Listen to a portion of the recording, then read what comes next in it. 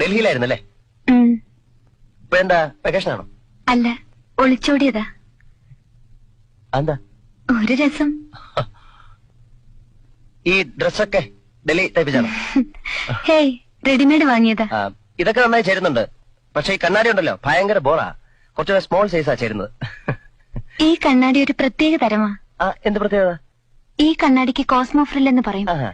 എന്റെ ഫ്രണ്ട് ഫിലാഡൽഫിയയിൽ നിന്നും കൊണ്ടുവന്നതാ. ഇത് വെച്ചാ മനുഷ്യരിട്ടിരിക്കുന്ന ഡ്രസ്സുകളൊന്നും കാണില്ല.